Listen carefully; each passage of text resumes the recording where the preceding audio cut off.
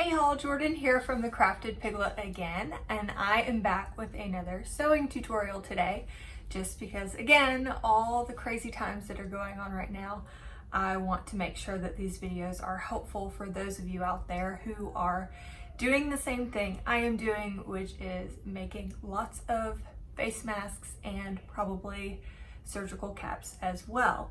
I'm sorry about the sound. I got a new phone and I don't have a microphone that connects to this phone, so I will work on getting that fixed within the next time I have a video.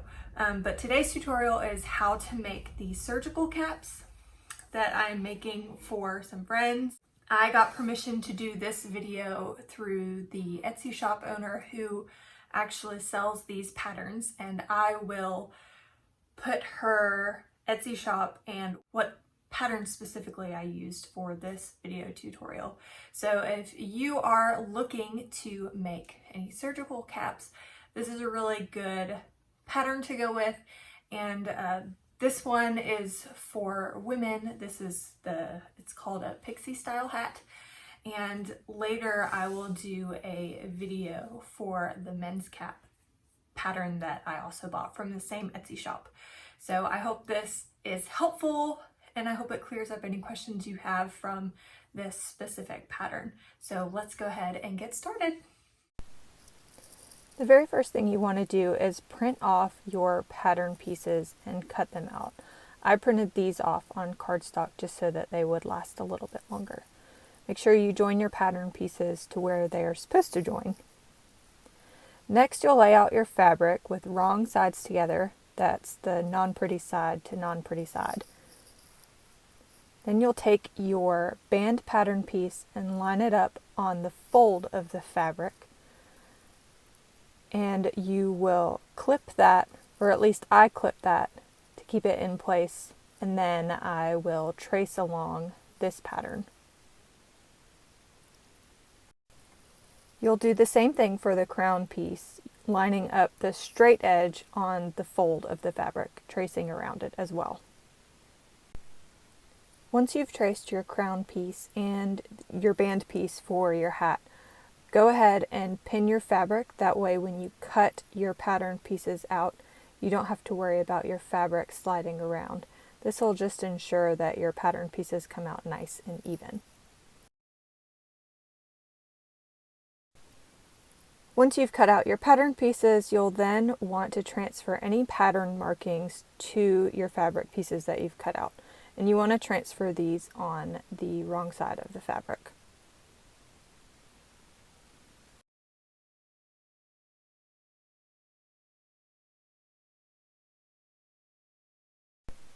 Take the raw edge of your fabric and fold it down to the line you just put on the back of your pattern.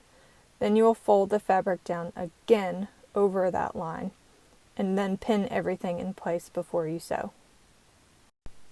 This is going to be your casing for your elastic.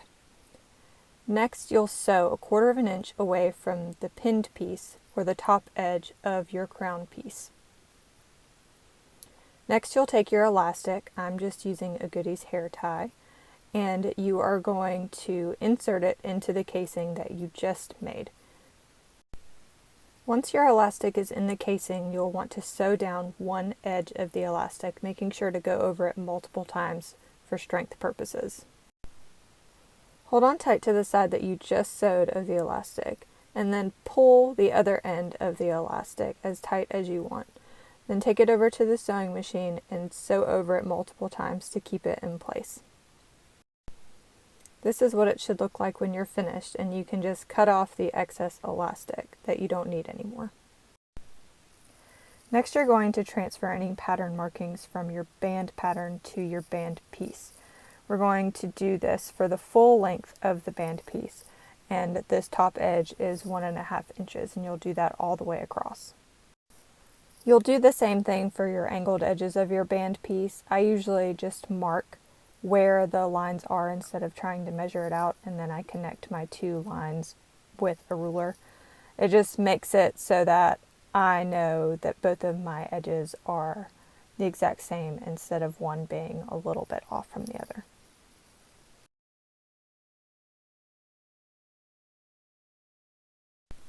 You definitely want to make sure that you mark this little line that is on your pattern piece. It's easy to miss, but it's going to be 10 inches from the finished angled edges of your pattern. And this is where you're going to place your ribbon or fabric ties, whichever you choose to use. Next, we're going to work on the angled edges.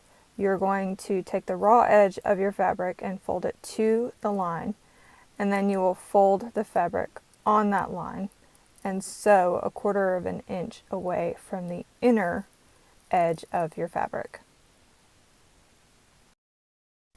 Because these are angled edges, you're going to have some random fabric hanging off the edges. Just make sure you trim those up so that your fabric is nice and even, and I've already done that here.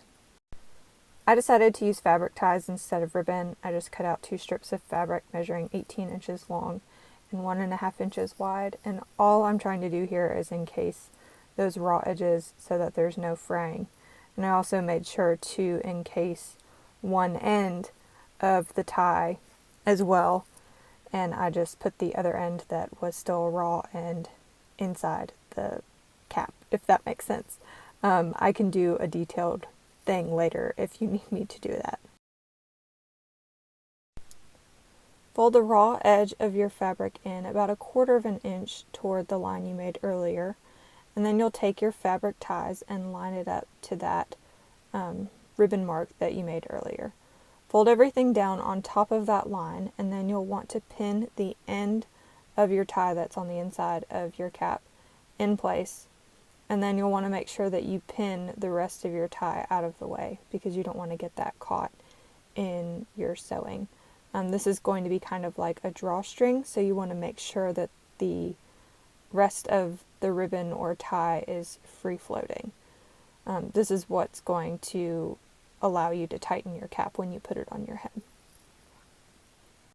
Once everything is pinned in place, you'll want to go back and sew down the ends of the ribbon that you secured, and then you will sew 1/4 of an inch away from the inner hem of your cap. Check to make sure you didn't get your ribbon or your ties caught while you were sewing your hem. Take your crown piece with the elastic to the right and fold it in half.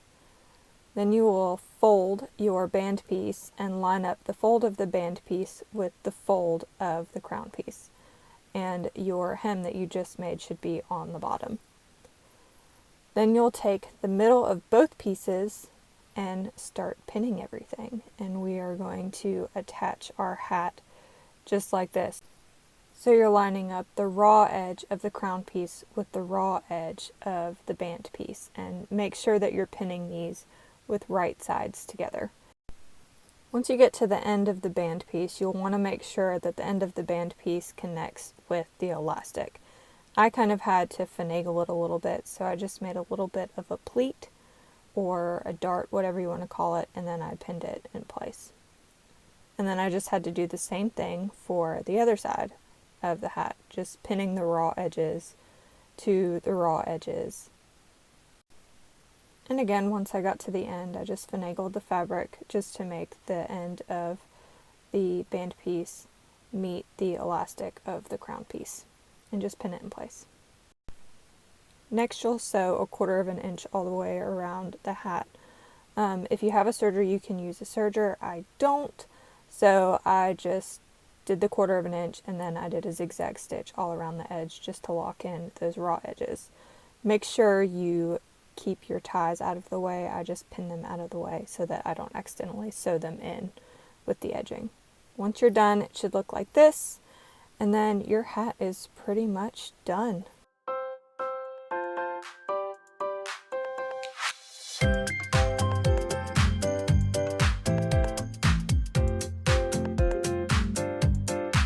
So one thing I will say about this pattern, if you have a lot of hair like I do, my hair is very long, you might want to go with one of her other patterns that is specifically geared towards women who have really long hair.